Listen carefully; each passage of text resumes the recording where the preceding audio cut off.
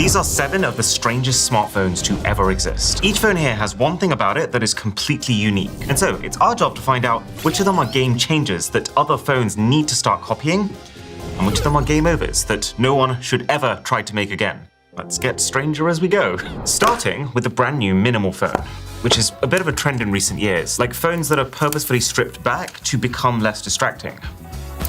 But this is meant to be the king of them.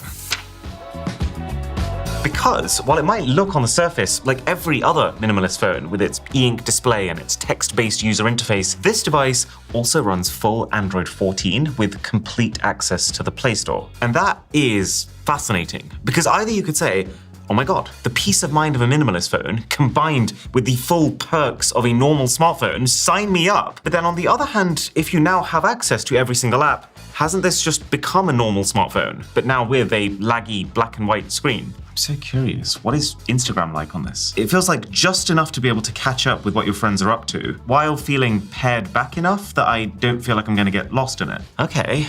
What about a game? So you swipe up and then you can search for apps here. I do think this physical keyboard was a good decision. Like, I'm not normally a fan of the idea, but typing on an e-ink screen because of the slow refresh rate is usually one of the biggest turnoffs. So it's a really good way of getting around that. Oh, this is actually so cool. So when you start typing, as soon as it realizes that there's only one app that you could be wanting to open, it just opens it. So PO for Pokemon, and we're in. Damn, that was fast. So this game is my current weakness.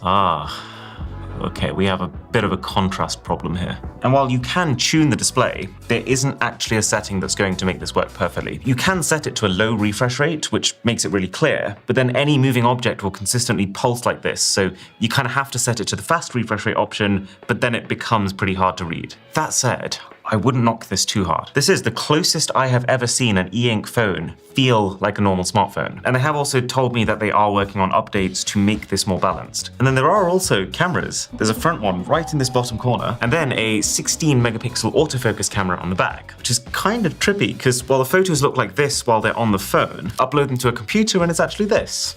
Not great, but not bad. So is this a game changer? I actually think that it is. Like, I'm not the target market for a minimalist phone. I need to be able to check our videos in full color before I post them. I'm very attached to having a high-end camera system, but if minimalism was what you were searching for, then I really like that this lets you have minimalism, but in a way that you can decide what minimalism means to you. You have the flexibility to pick and choose what you'll let yourself do on it, and pretty much everything can work. I mean, the thing's even got a side-mounted fingerprint scanner, it supports fast wireless charging, it's got a headphone jack, it's got expandable storage. I'm a big fan. So that was a niche product from a niche company, but what happens when you get a niche product from a mainstream company? This is the Samsung Galaxy A80, and it has hands down one of the coolest hardware features of any smartphone. Because can your phone do this? I didn't think so. I actually remember going hands-on with this A80 at the launch event in 2019 thinking, this needs to become a thing. I mean, think about it. This system means that you just need to build one set of cameras and you get to use that set of cameras on both the back and the front of the phone. And that makes it such a good selfie camera that this 2019 phone is still like better than my iPhone 16 Pro Max from 2025. Doing the camera like this also erased the need for a selfie camera on the front, making this phone completely notchless, which Samsung was so proud of that they even named this the new Infinity display technology. It's pretty clear why, from 2019 to 2021, motorized camera systems exploded in popularity, very quickly becoming a standard expected smartphone feature. They were building and building in traction, and then suddenly they stopped. Motorized camera systems are actually, generally, a pretty bad idea. But why?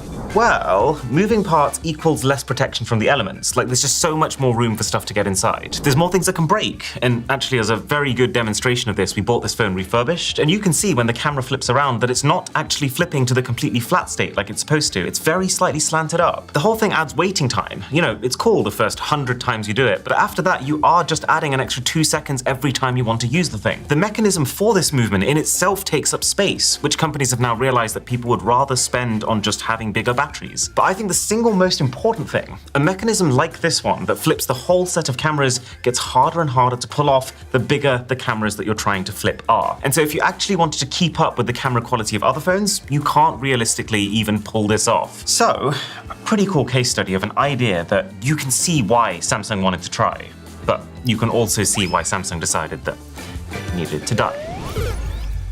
So how do you get stranger than a phone that can change its camera? Well, a phone that can change everything. This is the LG G5, which, while still not actually the strangest LG phone in this video, is still pretty odd, because this is one of the first proper attempts at a modular smartphone. Which means this is kind of like a piece of Lego. Just to be clear, I have just pulled off the bottom third of this phone. This is charging port, this is speakers, this is battery. If I just want the battery, now we got that. And I can even put that battery into a different style of base. So I could stick it into the Bang & Olufsen Hi-Fi module, which adds a headphone jack and a 32-bit DAC that upscales any audio going to it. Or I stick it into the camera grip, like so. That slots back into the phone, and suddenly my smartphone has a 2-stage shutter button, a zoom dial over here, and a built-in grip for my hand, and an extra 50% battery capacity, which is pretty sick.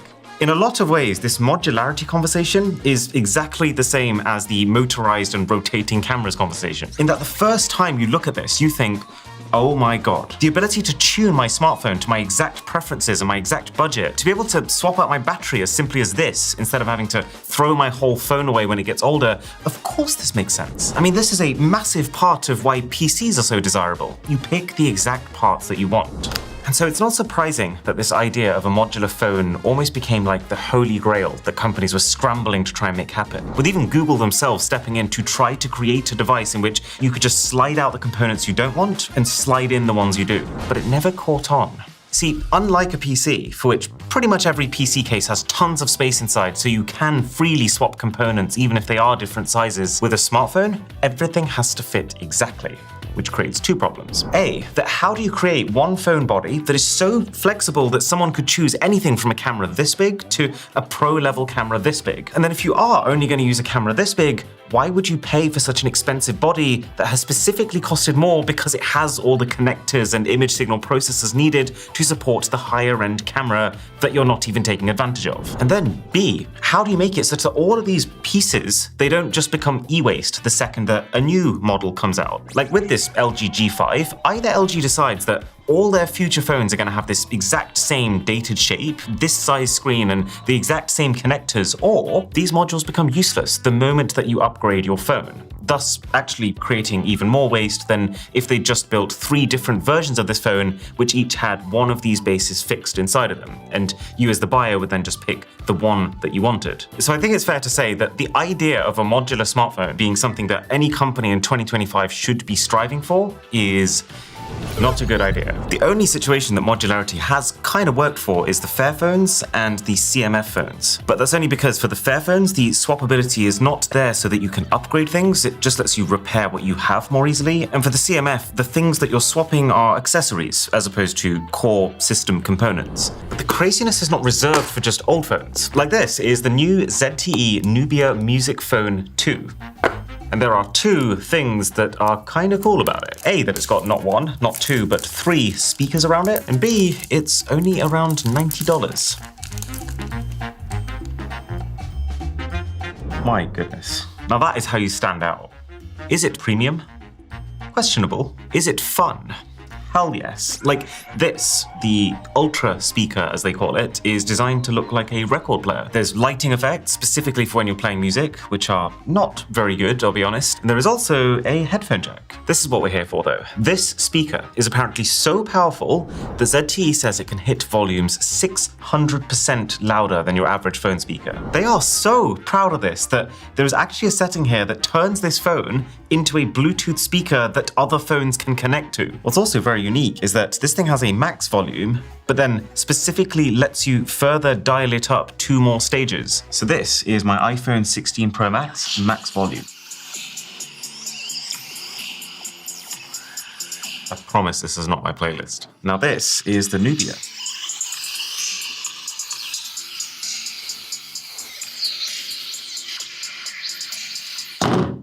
I'm sorry, but no, that's not it. The thing is on max volume, and if it was even close to 600% louder than a normal phone, I would absolutely be able to tell. But it literally sounds the same volume as my iPhone, but just like worse. You can just tell that it's got so much less precision and control over how the music is coming out. Well, that is just a massive bummer. Because in concept, I was ready to love this. A smartphone that prioritizes speaker quality and does so in a way that it's not really sacrificing on the price or the size of the battery. This still has a big 5,000 mAh cell. But actually listening to it, the illusion is shattered. It kind of proves in a way that good sound needs more than just a big unit at the back, but also that the big unit at the back isn't really adding much. It could just be that because phones are so thin, that even though this speaker has a lot of area, it still doesn't have the depth to be able to push large volumes of air to make any kind of bass impact. So until I use a phone that executes on this idea a lot better than this one does, music phones are not really speaker-ing to me. But Bitdefender Scamio, our sponsor, very literally is if you add it as a contact on your phone. This is one of the most no-brainer things you can do, because it means the second that you have any doubt about the security of something that you see, you just ping it over, and Scamio will text back to you whether you have anything to worry about. And this has both saved my butt from accidentally clicking links that have the potential to retrieve my personal data or make me pay for a package that doesn't exist. But also, there's so much stuff that Gmail will just like chuck into your junk folder. And some of it might well be legitimate stuff that you actually signed up for and wanted to receive. Either way, Scamio will get to the bottom of it. And it is completely free, because this isn't Bitdefender's main business. They have very deep, very powerful security software that is paid, but they built Scamio as a completely separate free offering that's just using the same tech. So link below to set it up in literally 40 seconds. But now we are getting to one of the most absurd phones that I have ever gotten my hands on. Because this thing, the Essential Phone PH2, announced in 2019, technically never even actually released.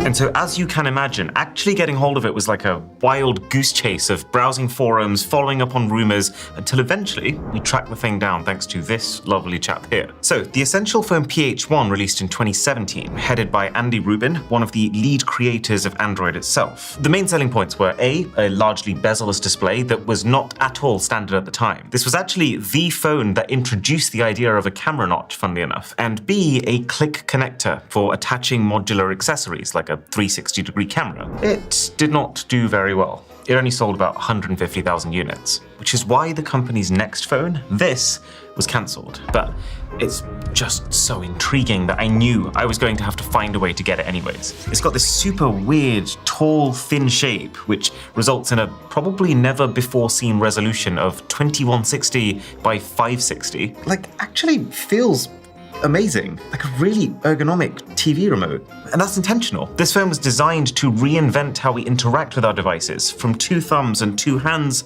to 1. What's the dialer like? It's got really nice haptic feedback. You can tell this was designed to be a premium product. There's also a game installed called Wind Up Nights 2. It feels like a miniaturized version of playing games on like a triple monitor PC setup. It's so wide, and it's actually shockingly playable on this screen. But bear in mind that this game has been specifically optimized to work on this phone. You would not be able to expect that just any game you download will work fine. How do you type on this thing? Messages, new message. Oh my goodness me. Have you seen this? It's a completely diagonal keyboard, which is really strange, but actually, in a way, kind of intuitive. It uses the vertical height of the phone way better than a standard keyboard layout would, but it still makes sure that every letter is within the natural arc of your thumb. Why is this actually good? And then as far as like general navigation is concerned, you swipe up from here to go back, and then you swipe up from here to go home.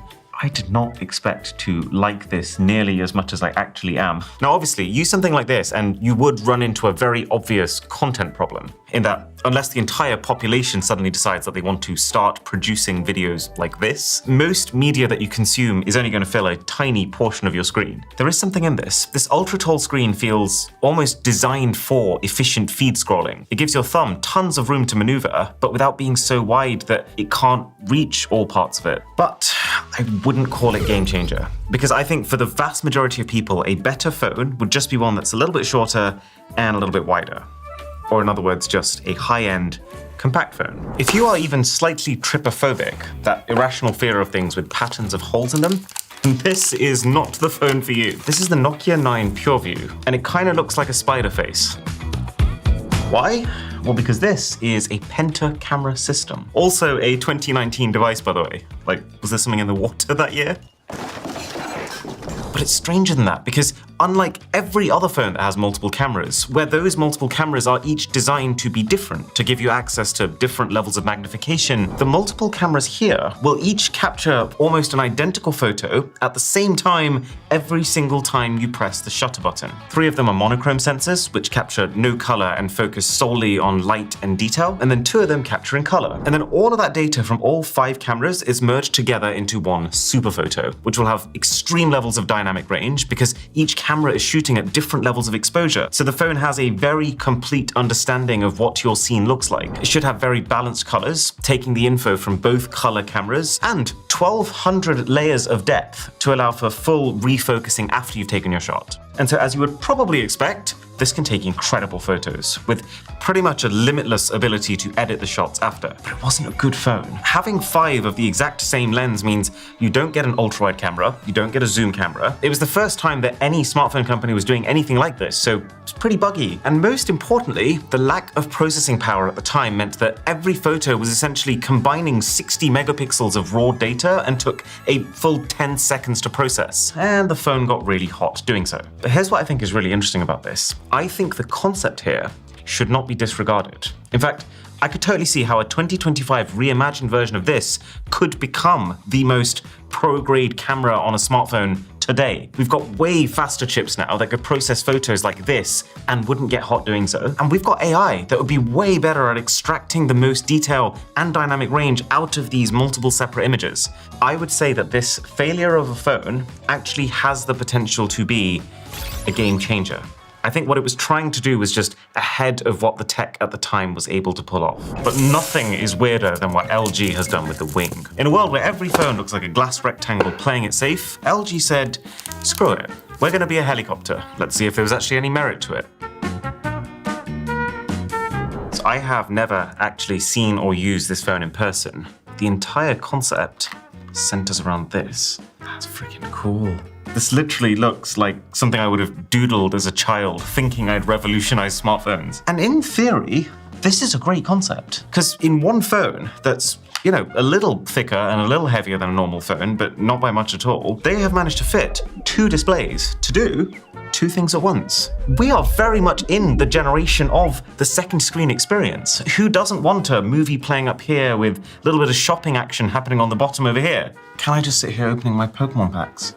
The answer to which feels like a very resounding yes. Oh, this feels good.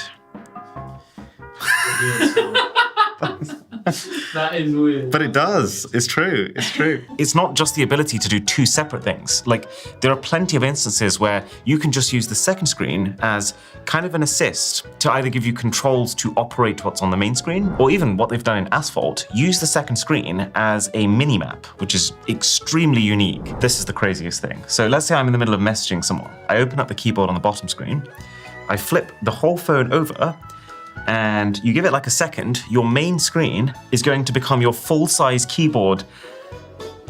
That is special. And like actually tangibly makes the typing experience way more comfortable. So the way that I'm looking at this is, this whole idea of 1 mini screen, 1 full-size screen is very close to what you would get on a flip smartphone. And for some people, I would actually say this could be better than that. Because unlike a flip phone where you can only use 1 of those 2 screens at once, here you can actually use 2. However, the hurdle that you would run into is not the flip phones, it's the bigger fold phones. Because those are very similar to this in terms of body size when they're folded up, but it's just because they open with a hinge instead of a swivel, they're more space efficient. And so their main inner display will just have more space to do stuff than actually both LG Wing screens put together. Plus, even though it's definitely not as cool as this, I would definitely trust a hinge's long-term reliability more than a swivel mechanism's.